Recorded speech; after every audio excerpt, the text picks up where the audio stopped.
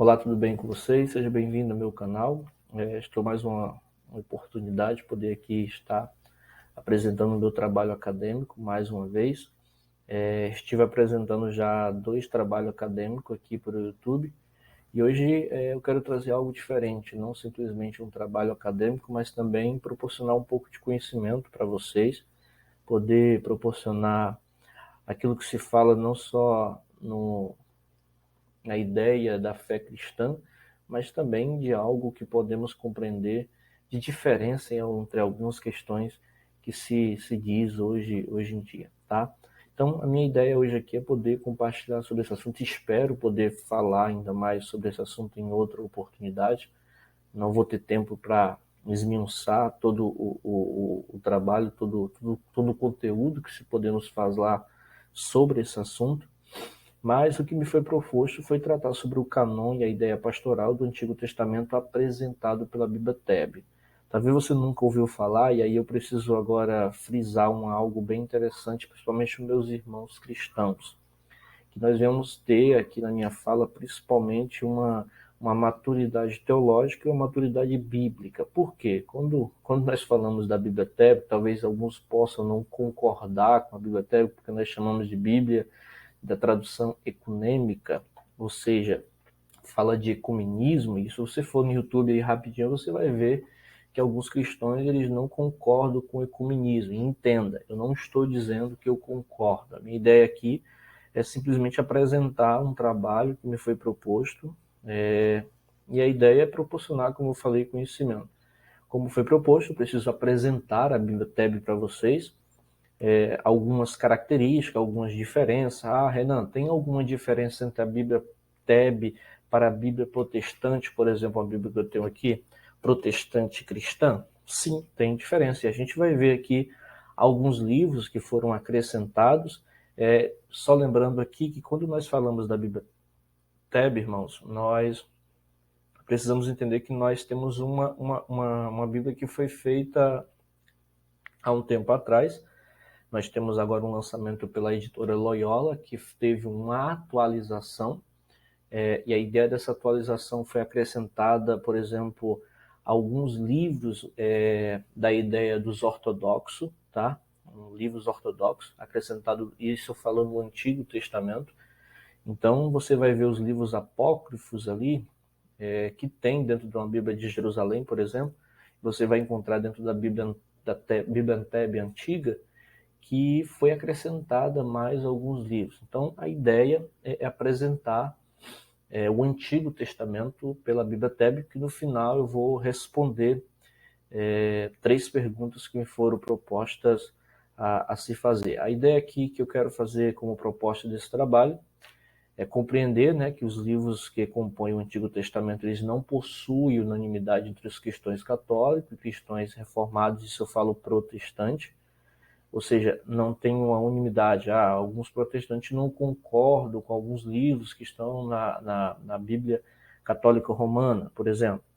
Eu quero falar um pouco sobre o diálogo interreligioso, e aí é interessante porque, por isso que eu falei para vocês, aqui eu não vou proporcionar simplesmente um trabalho, a ideia é proporcionar também conhecimento. Quando eu falo de diálogo interreligioso, a ideia é que a gente possa ter, gente, eu falo não só vocês, mas eu também, claro, uma maturidade cristã.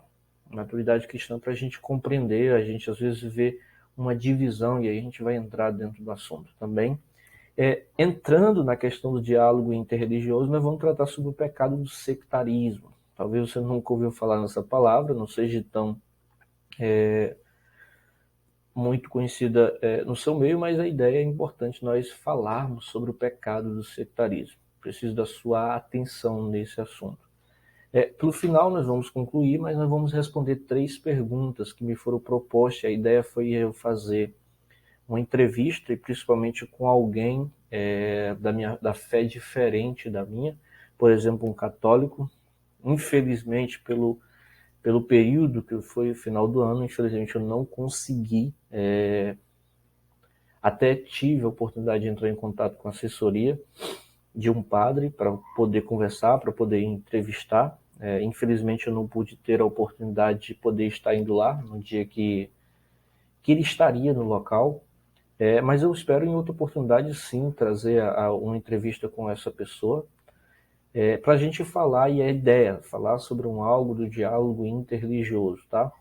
Então, no final a gente vai trabalhar sobre essa questão e eu vou responder as 3 questões. Peço humildemente que meus irmãos entendam, que todos possam ter uma maturidade teológica para que possam entender aquilo que eu venho a expressar. Porque quando a gente fala de Bíblia ecumênica, né, como eu falei, a gente pode ficar meio assustado. Poxa, Renan está falando sobre ecumenismo, a teoria da conspiração. Calma, gente. A ideia aqui é que eu possa proporcionar conhecimento e a gente possa ter maturidade cristã com algumas questões, tá? Então, a primeira proposta desse trabalho é trabalhar sobre a ideia do canon. Quando eu falo de canon, a gente, como todos creio que alguns sabem, outros não, quando a gente fala de canon bíblico, é uma lista de livros que inclui dentro da Bíblia hebraica, por exemplo, quando eu falo do Antigo Testamento, como já foi possível, por exemplo, constatar também, trata-se das extensões de lista de livros, tá? Então, há uma diferença entre, por exemplo, os livros que estão incluídos dentro de uma Bíblia tébrica, Bíblia Católica de Jerusalém, por exemplo, para uma Bíblia protestante cristã? Sim, há uma diferença. Então, a ideia é apresentar essa divisão, eu não vou esmiuçar o que é a Bíblia tébrica, mas a ideia aqui é proporcionar um conhecimento. Por exemplo, quando a gente chega nos livros que estão colocados no Antigo Testamento, e aí eu falo da Bíblia Teb, nós vamos encontrar, por exemplo, os Pentateuco, que são os 5 livros da Bíblia, a Torá, chamada pelos judeus, os livros proféticos, são aqueles livros que são direcionados a ter um conteúdo histórico e, ao mesmo tempo, um conteúdo onde abrange os profetas, tá? Nós temos outros escritos, por exemplo, como Salmos, Jó, Provérbios, Ruth, Cântico dos Cânticos, Eclesiastes, Lamentações, etc. E aí a gente encontra a diferença, como eu falei, não há uma unanimidade entre os cristãos católicos, como também os cristãos protestantes. Por quê? Quando nós chegamos, e aí eu falo da Bíblia Teb, tá? Nós chegamos aqui na Bíblia Teb, que nós vamos encontrar. O que a gente vai encontrar? A gente vai encontrar os livros é difícil, tá? Deuterocanônicos. Tem hora que sai, tem hora que não sai. Deuterocanônicos. São os livros que nós chamamos também de livros apócrifos, tá? E, ao mesmo tempo, a gente chama também de pseudocanônico. Agora saiu melhor. Então, são livros que, para os cristãos protestantes, para nós cristãos protestantes, e me entenda, por favor, a ideia aqui não é, e a gente vai tratar também sobre o pecado do sectarismo, a ideia aqui não é dizer que eu sou dono da verdade, isso e aquilo, a ideia é apresentar essa diferença. E aí a gente vai responder as 3 perguntas que foram propostas para que a gente possa apresentar esse trabalho, tá? Então, a gente vai encontrar esses livros, por exemplo, o livro de Esther no grego, a gente vai ver Judite, Tobia, 1 Macabeus, 2 Macabeus, Sabedoria, Siracida, Baruque, Epístola de Jeremias.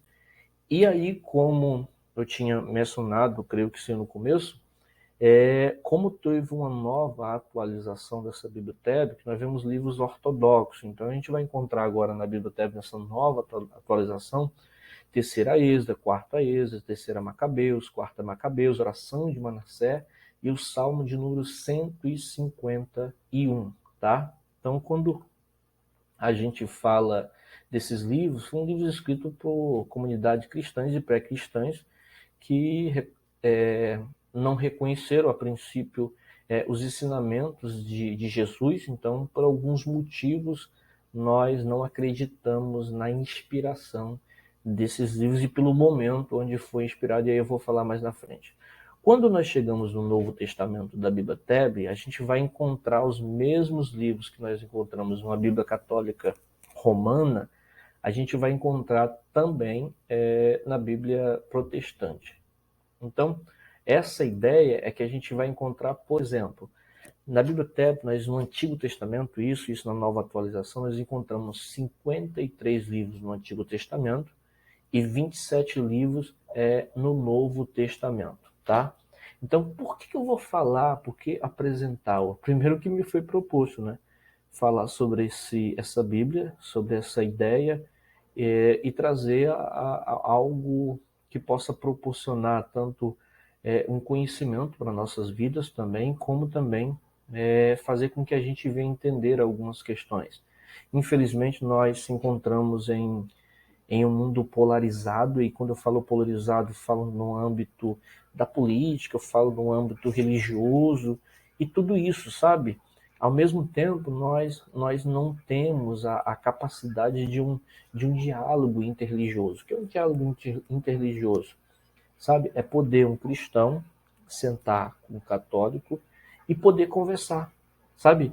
O diálogo interreligioso é essa ideia, que se as diferentes religiões do mundo devem evitar, de uma forma muito importante, evitar buscar pela supremacia mundial, sabe? E ao invés disso, deve dialogar e se respeitar mutuamente. Claro, procurando evitar conflitos com motivação religiosa. Então, a ideia aqui é que a gente possa compreender que sem a capacidade de entender um ao outro, é claro que na minha fé cristã, naquilo que me foi proposto dentro do protestantismo, algumas coisas não são de se concordar, dentro de um conceito católico, sabe? Mas a ideia não é que a gente venha se se dividir. A ideia é que a gente possa ter um diálogo, a gente possa sentar, a gente possa conversar, a gente possa compreender. Por mais que nós não concordamos, mas a gente venha ter um diálogo que possa trazer não uma divisão, mas um exemplo de um verdadeiro cristão. A gente vai encontrar, por exemplo, isso biblicamente falando dentro da igreja de Corinto, isso eu falo dentro do cristianismo, uma igreja que estava dividida. O apóstolo Paulo, quando você vai agora ali em 1 Coríntios capítulo 1, verso 12 e 13, eu quero ler com vocês, ele vai dizer assim, ó, eu quero dizer com isto que cada um de vós diz, aí ele vai mostrar o que aquelas pessoas diziam. O que eles diziam? Eu sou de Paulo, eu sou de Apolo, eu sou de Cefa e eu sou de Cristo. Então ele faz uma pergunta confrontadora e ele diz assim, ó, está Cristo dividido? Foi Paulo crucificado por vós? Ou forte vós batizados em nome de Paulo? Sabe? É uma pergunta confrontadora. Por que uma pergunta confrontadora? Eu já aproveito para entrar. Porque há um espírito de sectarismo, há um espírito de divisão dentro do cristianismo. Você vai encontrar, por exemplo, essa ideia do diálogo interreligioso entronizado dentro da cultura judaica. Por exemplo, um judeu ele não conseguiria de maneira nenhuma ter um contato com os samaritanos. Você vai ver essa ideia, por exemplo, Jesus quebrando paradigmas judaicos, porque um judeu ele não tinha, de maneira nenhuma, dentro da cultura deles, ter um contato com o samaritano. Então, Jesus ele não veio trazer, claro, a divisão. Jesus veio sim mostrar a verdade. Jesus ele é a verdade. Sabe que só que eu acho que a gente precisa ter maturidade suficiente para que a gente possa entender. Nós não somos o dono da verdade. Sabe, eu sempre falo, gente, a salvação ela não está dentro de denominações. A salvação está por intermédio do sangue, por intermédio do arrependimento, por intermédio da graça. O apóstolo Paulo próprio diz em Efésios capítulo 2, verso 8 e verso 9, ele diz, vós sois salvos pela graça, mediante a fé. Isso não vem de vós, isso é dom de Deus, não é pelas obras. E a ideia dele dizer, ele diz que não é para que ninguém se glorie, por isso que não é pelas obras. Então, a salvação não está diante daquilo que nós achamos. Ah, não, salvação não é para um assembleano, salvação não é para um presbiteriano, sabe? Quando nós olhamos dentro dessa visão, se nós não prestarmos atenção, nós estamos dentro da questão que nós estamos divididos, sabe?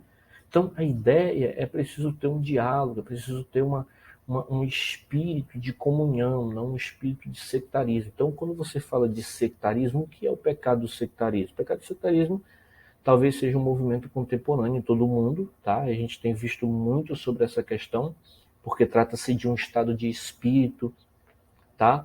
Porque a disposição à intolerância, à intransigência, à polarização. e ao fechamento em um clubismo, ou seja, nós aqui que estamos aqui, nós somos o dono da verdade, entende? E por acharmos sermos o dono da verdade, a gente acha que a gente não pode ter um diálogo. Não, como eu disse, queria muito ter podido trazer a entrevista aqui com o padre, espero em outra oportunidade falar sobre um assunto como esse, com ele. Não deu para poder trazer, mas quero em outra oportunidade poder, sim, de uma forma muito sem intolerância, e poder conversar, sim, para que a gente possa ter um diálogo interreligioso. Claro, eu não falo, e aí eu falo como eu falei no começo, tenha maturidade bíblica, tenha maturidade teológica para compreender. Eu não estou abraçando algumas questões que para muitos não são de cunho concordante, mas a minha ideia aqui não é eu não apoio o comunismo, a minha ideia eu apoio o comunismo, não, eu não quero tratar sobre esse assunto. A ideia aqui que eu quero apresentar é que a gente possa ter de verdade, aí quando eu falo, como eu falei, quando eu falo de diálogo interreligioso e pecado do sectarismo, por que eu trouxe esse assunto? Porque logo quando a gente se depara com a Bíblia até, poxa, um cristão falando de uma Bíblia que tem livros apócrifos, não, gente, entenda, a minha ideia não é aqui dizer que eu concordo, e aí nenhum motivo eu vou dizer de maneira nenhuma que os cristãos católicos estão errados. Não, a minha ideia aqui é proporcionar um diálogo interreligioso e que a gente possa entender de verdade o que é o pecado do sectarismo que tem entrado muitas vezes nas nossas vidas, na vida de muitas igrejas, infelizmente. Por exemplo, uma rápida procura, por exemplo, no dicionário sobre o sectarismo, a gente vai encontrar alguns sinônimos, ou seja, alguns termos não muito simpáticos. Quais são os termos que a gente vai encontrar? A gente vai encontrar uma palavra chamada intransigência, intolerância, partidarismo, que a gente leu agora em 1 Coríntios, capítulo de número 1, a igreja que estava dividida. Ah, não, eu sou de Cristo, eu sou de Apolo, eu sou de Cefa, e aqueles que diziam que eram de Cristo eram os piores no meio daquele clubismo, tá? A gente vai encontrar um sinônimo faccionismo, que seja alguém que, uma facção, uma divisão, alguém que se une com um grupinho, sabe? A mesma busca, ela mostra que um sectário é um indivíduo que se envolve apaixonadamente, ou de modo extremo, numa doutrina, numa religião, numa política, na filosofia e etc. Tá? Então, por exemplo, quando nós chegamos ali, por exemplo, em Mateus capítulo 12, 25, alguns se diziam irmão de Jesus, estavam dizendo, olha, ele expulsa os demônios através de Beelzebul. Só que Jesus ele ora e diz o seguinte em Mateus 12, 25. Jesus, porém, reconhecendo os seus pensamentos, disse, todo reino dividido contra si mesmo é devastado, e toda cidade ou casa dividida contra si mesmo não subsistirá. Agora você imagina, nós pregamos Jesus, nós pregamos o cristianismo, mas a gente não consegue ter um diálogo interreligioso entre nós, entre pessoas que partem de outra religião, sabe? Por mais, como eu falei, repito, por mais que a gente não concorde, não é obrigado, gente, não é obrigado de maneira nenhuma a gente deixar de falar com as pessoas. Então, quando a gente fala de sectarismo, a gente está falando de intolerância religiosa, a gente está falando de faccionismo, a gente está falando de intransigência, a gente está falando de uma pessoa que não tolera as outras pessoas, sabe? Isso é muito triste, porque o verdadeiro evangelho de Cristo, ele se resume na comunhão, na unidade de todo cristão. Isso que se resume. Então, quando a gente fala de sectarismo, a gente lembra logo de uma frase de Spurgeon. Ele diz o seguinte, não é possível nutrir sentimentos totalizantes em uma instituição cujo cabeça é Cristo. Sabe, os parâmetros da igreja em Cristo e não em nossa liderança ou estratégia política. Então, a ideia é a gente entender que os parâmetros da igreja estão em Cristo e não em nossa liderança ou em nossa estratégia política, filosófica e etc. Sabe, o padrão está em Cristo, aquilo que se diz como padrão da verdade está em Cristo Jesus. Nós não somos de maneira nenhuma os donos da verdade, tá? Então, por que eu trouxe essa ideia do diálogo interreligioso e do sectarismo dentro desse trabalho acadêmico? Claro, para a gente entender.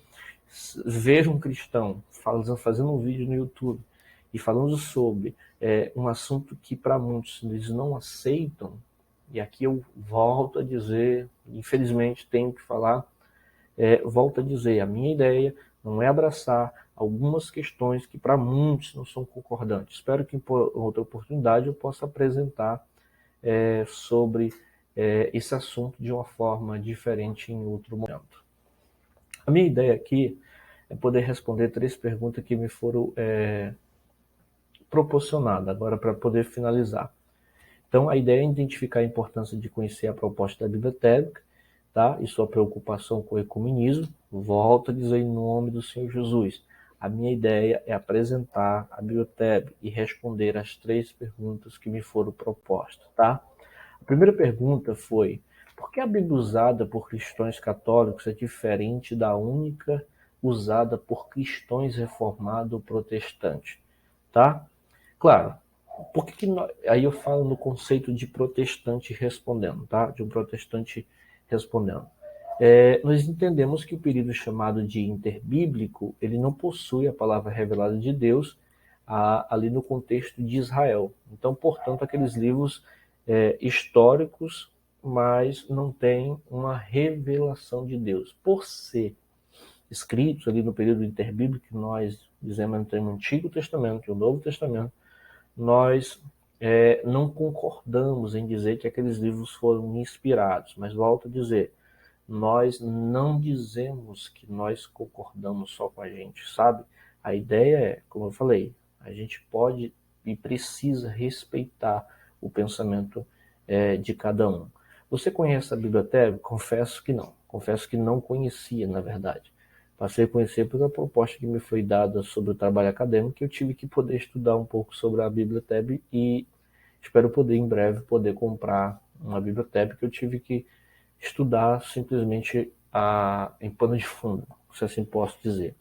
Então, você conhece a Bíblia Tébica? Se afirmativo, qual a sua opinião sobre a sua resposta, como eu disse, né? A terceira pergunta: você acredita que seria possível voltarmos a ter um único cânon bíblico para cristãos católicos, cristãos ortodoxos, cristãos reformados protestantes? Se sim, por quê? Tá? A minha ideia nessa pergunta, e aí eu peço perdão, tá, aos meus professores, mas a minha ideia aqui é eu me posicionar naquilo que eu tenho que falar, só que eu acho que não. Por que eu acho que não? São convicções de pontos de vista diferentes que muitas das vezes não se dá para se ter o mesmo ponto de vista por serem diferentes. Então, acho que precisa sim, como eu precisei falar sobre o diálogo interreligioso, sobre o pecado do sectarismo de uma forma muito rápida, claro, mas a minha ideia sobre essa pergunta é dizer que eu acho que não. Há pontos de vista diferentes dentro do conceito tanto de católicos, ortodoxos e protestantes, mas eu claramente concordo que precisa sim ter um diálogo entre cada um, tanto de denominações como de religiões, para que possa viver uma vida em comunhão sobre a face dessa terra. Tá? Espero que vocês possam gostar sobre esse assunto que hoje eu pude tratar, um assunto que é um pouco que meio talvez, se eu posso dizer, para alguns não concordar, mas como de uma maneira muito clara eu tentei me posicionar naquilo que eu falei, para que todos possam compreender a minha posição nesse trabalho. Muito obrigado, que vocês possam ter sim a oportunidade de ver e rever esse vídeo, poder aprender mais um pouco sobre algumas questões e peço em nome do Senhor Jesus. Se inscreva no canal, compartilhe e espero poder estar em breve aqui com vocês falando de outros assuntos e creio que vem coisa nova e boa em ano que vem. Tchau, tchau, muito obrigado e apresento esse trabalho de acadêmico para vocês.